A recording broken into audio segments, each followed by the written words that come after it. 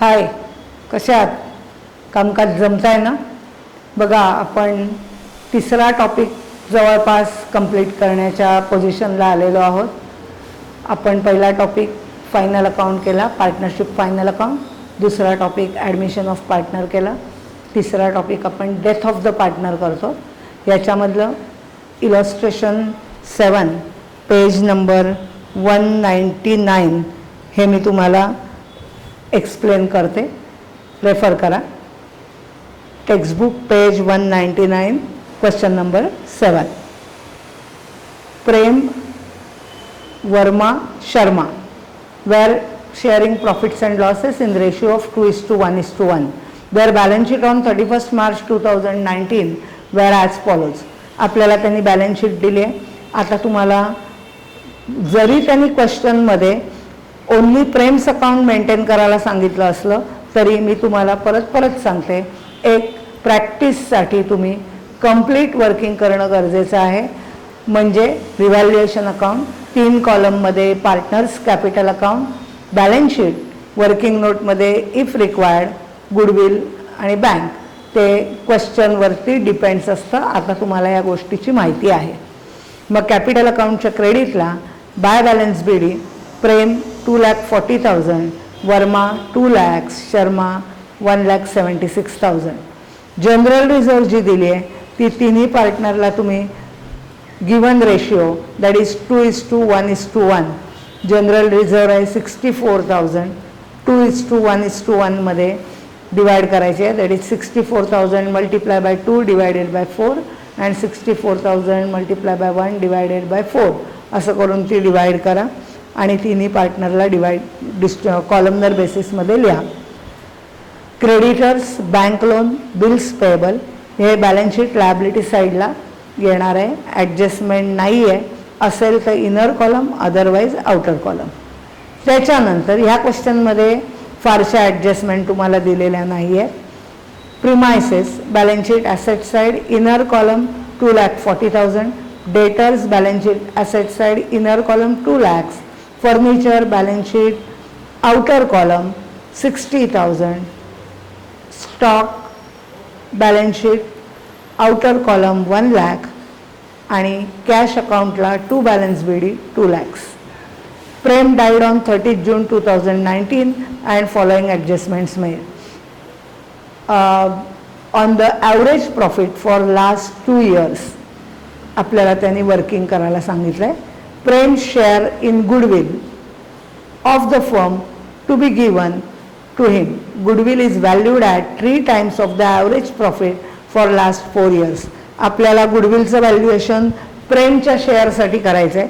त्याच्यासाठी आपल्याला त्यांनी 3 times of the average profit दिलं आहे. मग आधी तुम्हाला ॲव्हरेज प्रॉफिट फाइंड आउट करायला लागेल. ॲव्हरेज प्रॉफिटचा फॉर्म्युला आहे total profit divided by years.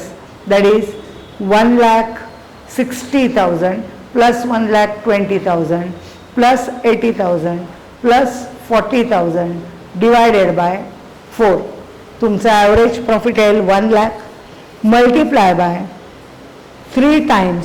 That is 3 lakhs is your firms goodwill. Goodwill is equal to average profit multiplied by number of times. 3 lakhs is your firm's goodwill. Now find out Prem's share of goodwill. That is 3 lakhs multiplied by 2 divided by 4. 1,50,000 is Prem's share of goodwill. तुमची entry येईल goodwill account debit to Prem's capital account. Capital अकाउंटच्या क्रेडिटला आणि balance sheet asset साईडला तुम्ही goodwill दाखवणार आहात 1,50,000. Next, premises valued at 2,80,000 and RDD 8,000 created. Given balance sheet premises 2,40,000 आहे. तुमच्या वर्किंगमध्ये ॲप्रिसिएशन झालं आहे. प्रिमायसेसमध्ये 40,000 ॲड करा. 2,80,000 आउटर कॉलम आणि रिव्हॅल्युएशनच्या क्रेडिटला by premises 40,000. Journal entry premises account debit 40,000 to revaluation 40,000. Whereas debtors मधनं 8,000 मायनस करा. मायनस करून अमाऊंट आउटरला घ्या आणि रिव्हॅल्युएशनच्या डेबिटला टू डेटर्स स्लॅश RDD 8,000 तुमची journal entry revaluation account debit to debtors. Then drawing of Prem up to the date of death is 15,000 per month. बघा 1 एप्रिलची balance sheet आहे, म्हणजे 31 मार्चची बॅलन्स शीट आहे. नवीन वर्ष 1 एप्रिल टिल द डेथ 30 जून, म्हणजे April May जून 3 महिन्यासाठी तुम्हाला ड्रॉइंगचं creation करायचं आहे. 15,000 ड्रॉइंग पर मंथ आहे. तुमची entry partners capital / drawing to cash or bank. 15,000 multiply by 3 that is 45,000. म्हणून कॅपिटल अकाउंटच्या डेबिटला टू ड्रॉइंग, प्रेमचा कॉलम 45,000, बाकी कॉलम डॅश, आणि कॅश ऑर बँकच्या क्रेडिटला by Prem's drawing, by Prem's capital dash drawing 45,000. Then interest on capital allowed 10% per annum. आपल्याला interest on capital द्यायचं आहे, जे आपण पार्टनर्स कॅपिटलला क्रेडिट करतो. तर तुम्ही पार्टनर्स कॅपिटलच्या क्रेडिटला बाय इंटरेस्ट ऑन कॅपिटल 6,000 देणार आहात, आणि त्याचा हे पार्टनर्स कॅपिटलच्या क्रेडिटला येणार आहे, आणि त्याचा सेकंड इफेक्ट तुम्ही हे 6,000 इंटरेस्ट ऑन कॅपिटल तुम्हाला कॅपिटलची दिलेली अमाऊंट 2,40,000 मल्टिप्लाय बाय त्याचं profit sharing ratio 2/4 10% multiply by given time 3 months. परत एकदा बघा 2,40,000 मल्टिप्लाय बाय 10% मल्टिप्लाय बाय 3/12 या टाईपनी तुम्हाला कॅपिटलचं इंटरेस्ट ऑन कॅपिटलचं वर्किंग करायचं आहे, जे येईल 6,000 पार्टनर्स कॅपिटलच्या क्रेडिटला, आणि बॅलन्स शीट ॲसेट साईडला तुम्ही प्रॉफिट अँड लॉस सस्पेन्समध्ये त्याची एंट्री केली तरी चालणार आहे, एकाखाली एक. त्याच्यानंतर तुमची पुढची एंट्री तुम्हाला करायची आहे, ज्याच्यामध्ये तुम्ही घेणार आहात इंटरेस्ट ऑन ड्रॉइंग 4,000. आता इंटरेस्ट ऑन ड्रॉइंग पार्टनर्स कॅपिटलच्या म्हणजे प्रेम्स कॅपिटलच्या डेबिटला येणार आहे, आणि म्हणजे प्रेम्स कॅपिटलच्या डेबिटला इंटरेस्ट ऑन ड्रॉइंग पार्टनर्स कॅपिटलच्या डेबिटला लिहायचं आहे.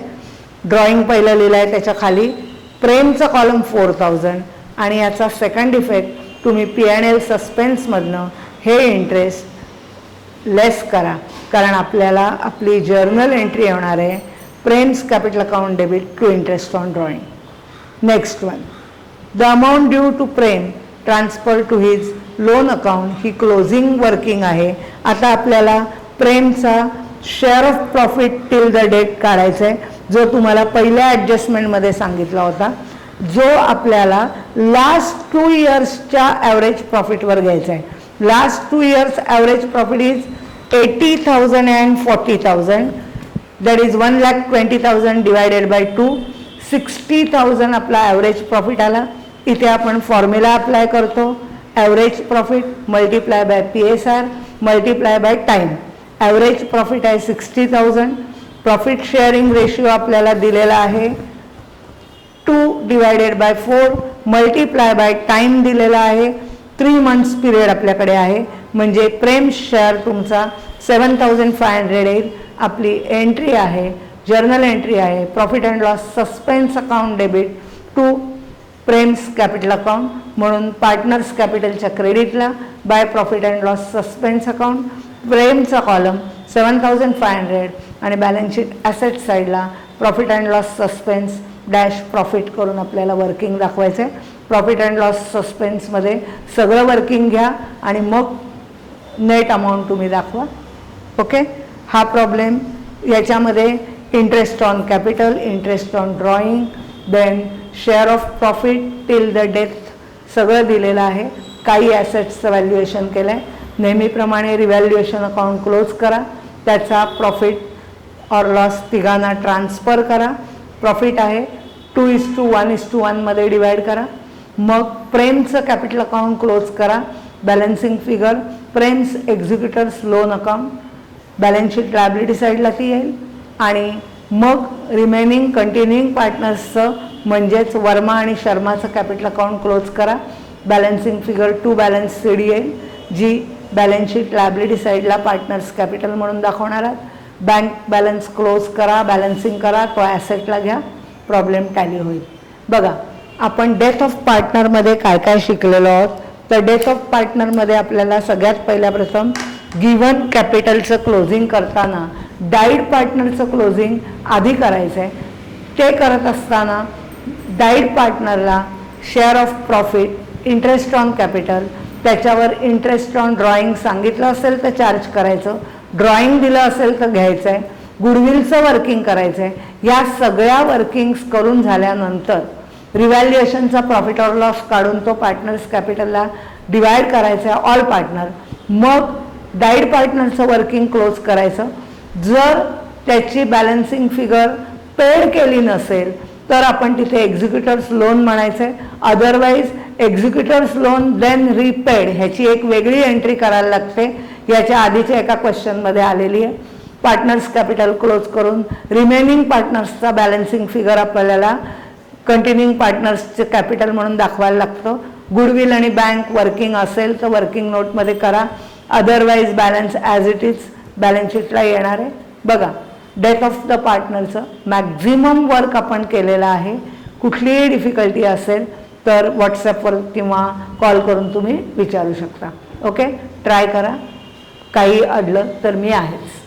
Good bye, thank you.